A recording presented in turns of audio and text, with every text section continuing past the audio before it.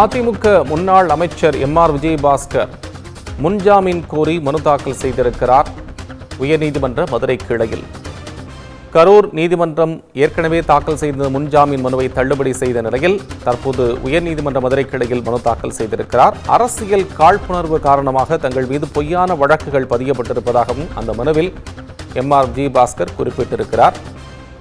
அரசியல் முன்விரோதம் காழ்ப்புணர்வு காரணமாக தங்கள் மீது பொய்யான வழக்கு பதியப்பட்டுள்ளது என்றும் முன்னாள் அமைச்சர் எம்.ஆர். விஜயபாஸ்கர் கூறியிருக்கிறார். விவரங்களை செய்தியாளர் சுந்தரம் வழங்க கேட்கலாம். சுந்தரம், இப்ப எம்.ஆர். விஜயபாஸ்கர் தாக்கல் செய்திருக்கக்கூடிய மனுவில் குறிப்பிடப்பட்டிருக்கக்கூடிய விஷயங்கள் என்ன? கண்டிப்பா, அதாவது கரூரில் போலீஸ் சான்றிதழ் வழங்கி பத்திரக்குறவு செய்ததாக கரூர் நகர காவல் நிலையத்தில் மேல கரூர் பொறுப்பு சார் பதிவாளர் அளித்த புகாரின் அடிப்படையில் 7 பேர் மீது 8 வழக்குகள் பதிவு செய்யப்பட்டு விசாரணை நடைபெற்று வருகிறது.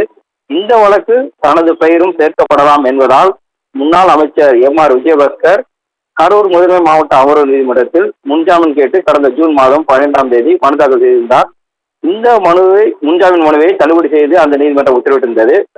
இதற்கிடையில் கடந்த மாதம் 14ஆம் தேதி இவ்வழக்கு சிபிசிஐடிக்கு மாற்றப்பட்டிருந்தது.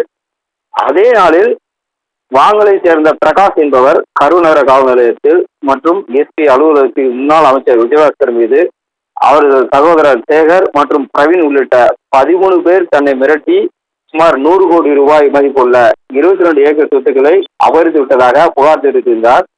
இந்த புகார் வாங்கல் காவல் நிலையத்திற்கு மாற்றப்பட்டு கடந்த மாதம் 20ஆம் தேதி 17 பேர் மீது வழக்குகளும் பதிவு செய்யப்பட்டிருந்தது. இந்த நிலையில் முன்னாள் அதிமுக அமைச்சர் எம்.ஆர். விஜயபாஸ்கர் தனது தந்தைக்கு உடல்நலக்குறைவு ஏற்பட்டுள்ளதால் அவர் சிகிச்சையின் போது உடனிருக்க வேண்டும் என கூறி கரூர் முதன்மை மாவட்ட அமர்வு நீதிமன்றத்தில் மீண்டும் முன்ஜாமீன் கேட்டு இடைக்கால முன்ஜாமீன் கேட்டு தாக்கல் செய்த மனுக்களும் தள்ளுபடி பெற்றிருந்தனர்.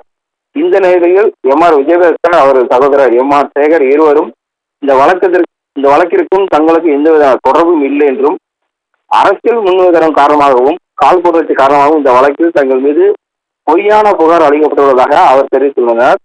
வயதான காலத்தில் அறுவை சிகிச்சை செய்யும் இயலாத சூழலில் மருத்துவமனை இறுதி நாட்களை எண்ணிக்கொண்டிருக்கும் தன்னுடைய தகப்பனை உடனிருக்க வேண்டிய அவசியம் இருப்பதால் தங்களுக்கு முன்ஜாமீன் வழங்கிட உத்தரவு கோரி சென்னை உயர்நீதிமன்ற மதுரை கிளையில் அவர் மனுவை தாக்கல் செய்துள்ளார். இந்த மனுவானது விரைவிலே விசாரணைக்கு வர உள்ளது.